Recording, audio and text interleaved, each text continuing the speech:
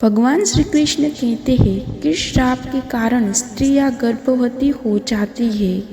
मित्रों, एक समय की बात है जब देवी राधा रानी भगवान श्री कृष्ण के साथ गोकुल में विश्राम कर रही थी। तब देवी राधा भगवान श्री कृष्ण से कहती है, हे प्रभु, आज मेरे मन में कुछ प्रश्न उठे हैं, कृपया करें और मेरे मन की जिज्ञासा को शांत करें। तब भगवान श्री कृष्ण मुस्कुराते हुए बोले, हे देवी राधा, आपके मन में जो भी प्रश्न है निसंकोच होकर कहे, मैं इन प्रश्नों के उत्तर आपको अवश्य ही दूंगा। मित्रों, जब राधा रानी कहती है, हे प्रभु, मेरे प्रश्न यह है कि किस श्राप के कारण महिलाओं को गर्भवती पड़ना पड़ता है तथा केवल नारी जाति को ही गर्भवती क्यों होना पड़ता है। प्रभु, ऐसा भेदभाव क्यों होता है, मैं जानना चाहती हूँ। भगवान श्री कृष्ण कहते हैं, हे देवी, आपने जो प्रश्न किए हैं उनके उत्तर थोड़े विचित्र है, किंतु मैं आपको इसके विशेष में एक महत्वपूर्ण कथा सुनाता हूँ जो कि मेरे प्रभु श्री राम अवतार की है, इसलिए आप इसे पूरा ध्यान से सुने। मित्रों, फिर भगवान श्री कृष्ण कहते हैं, हे देवी राधा, वैदिक काल में हजारों ऋषि परम पिता ब्रह्मा जी द्वारा उनकी वीर्य और तेज से उत्पन्न हुए थे। उन्हीं में से कुछ ऋषि तथा मुनियों के पेट से देवों का जन्म हुआ था, तो वहीं कुछ मुनियों के तेज से दैत्यों का भी जन्म हुआ था। हे देवी, ऐसे ही एक ऋषि सत्ययुग में हुए थे जिन्होंने औरतों को गर्भवती होने का श्राप दिया था।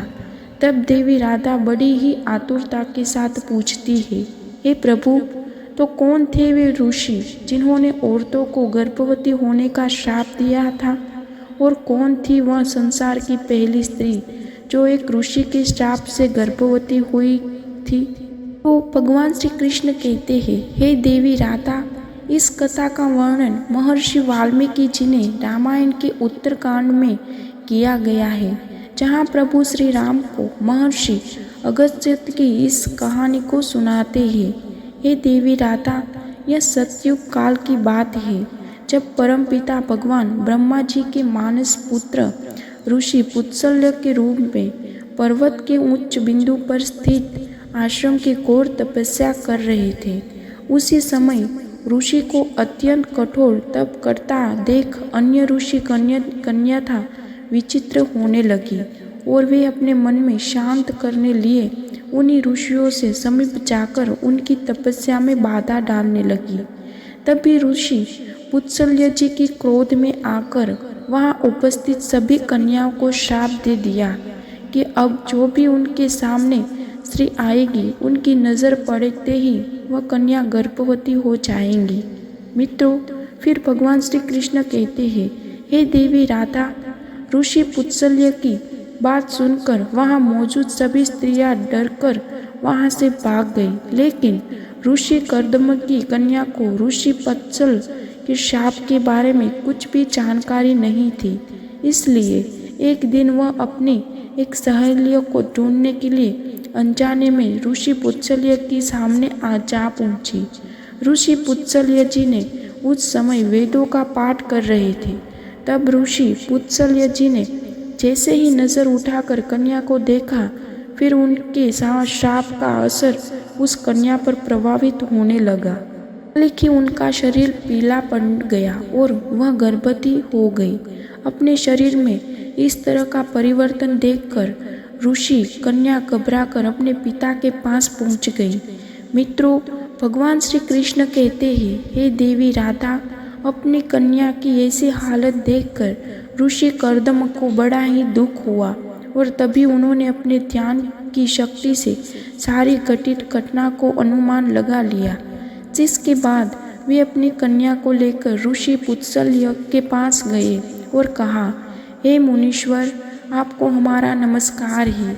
मेरी पुत्री अनजाने में आपके पास आई थी, किंतु आपके श्राप के कारण आज वह संसार की पहली स्त्री है जो गर्भवती हुई है।